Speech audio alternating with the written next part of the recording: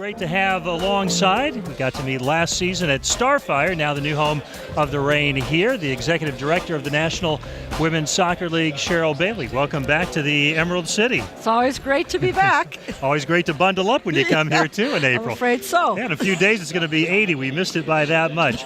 Year 2 of the NWSL underway. I think it's great to have you here on a night when the expansion Houston Dash is here, so the league grows from 8 to 9 teams. And just your early impressions, Cheryl, of this second season, a very important season, obviously, for the NWSL. It is an important season. Last year it was a scramble, getting everybody up and going. However, each team pulled it off very, very well. We were very impressed with the amount of energy we had in the league, the amount of competitiveness we had. Obviously, attendance was a benchmark we've now set to be able to grow from for each of the teams. And I did have a chance to go to Houston for their opener, and they had a great opener. Yeah. They had over 8,000 people.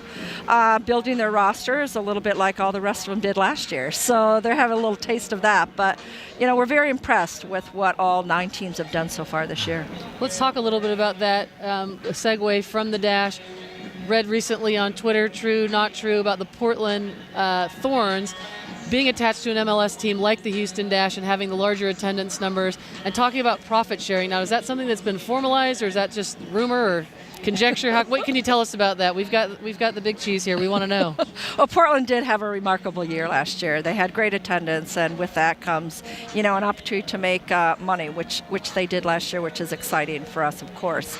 And they did, you know, we're willing to provide some of that back to the league. We don't have a formalized profit sharing in place. That's something we will look forward to when that becomes, you know, a mainstream for all of us. But in the short term, Portland was great to be able to share some of that with the league and the rest of the teams. And the other thing that you mentioned was about Houston and building their roster. What's your impression so far of what Laura Harvey and Bill Predmore and the ownership here at Seattle has done between year 1 and year 2 and building their roster? Yeah, they've done a great job. As you know, we increased the international spots from 2 to 3, and several teams, including Seattle, have certainly taken advantage of that and done a great job with that. They were very active in the offseason, probably one of the most active teams in the offseason, and you can see they put together a great team. Yeah, what a difference a year makes. You know, we were talking last year with this club missing its U.S. allocated players for various reasons. 9-1 to start the season, and now here they are looking to get 9 points in their first 3 matches. Leslie brought up, you know, Houston and Portland and their business connections with teams in Major League Soccer. Is that a model that the league would like to build on with its other franchises, or is it doable in the long term, Cheryl, to have independent ownership not connected with MLS? I think we'll always have a combination of both. I think each brings a little something to the table. Certain markets don't have MLS teams, and they might be better markets for women's soccer. But I think clearly they've shown that it's a great model to be able to get up, get going. Houston had a distinct advantage to be able to pull this off as quickly as they did. But I think, you know, clearly we want to make sure that we have the best teams that we have in the league, best cities, best infrastructure. So it will probably continue to be a combination of both. And one of the other things from the first season, the inaugural season, to last year, and I got to be a part of it, was at the NSCAA convention this year and the open draft for the college draft. So I got to be a part of that and help live tweet, and you were there introducing the players. And I just think the visibility of it and sort of the pageantry of having a college draft was certainly a fun event and outstanding, and hopefully something that you guys plan to continue to do and build on. We will. It's great to bring people into the league and to be able to take several coaches, college coaches, to be a part of the college draft with their players, with or without their players, and just the attention that it got and the excitement and the enthusiasm. You can just get a real feel for people wanting to be a part of this league, and there's a variety of things we can do to make that happen, and we look forward to doing that. And being a part of U.S. soccer, to see all those U.S. U20 players kind of go right at the head of the draft certainly speaks to the development, the college game in conjunction with U.S. soccer, and the impact it's having on the professional league. Kalia Ohai being one of those players here tonight. You know, they had a great year this year with the college draft, and you see a lot of impact players coming in and starting for their teams, which isn't always the case. So it's been a great segue from college to the league to ultimately, you know, the possibility of being part of the national team, which is what this league hopes to be able to provide to the head coach of the national team. I know. Is this where we talk to you about that? Or we let Tom ask his question? You know what? That's not on my side. I just take care of the league.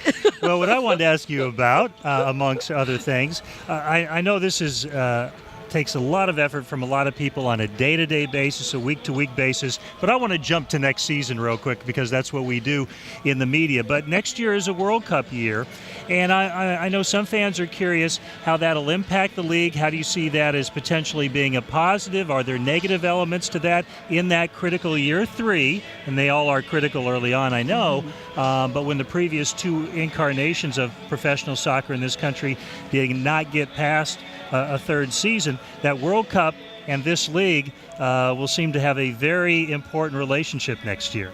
They will, and it's an exciting one because I think clearly we have now fans in the U.S. that understand players from around the world, several of them playing in the National Women's Soccer League. So the ability to combine that, the National Women's Soccer League, the World Cup, we are taking a look at the schedule to see how we might modify that in some way, and there's a variety of options that are on the table that we haven't finalized at this point in time, but we will.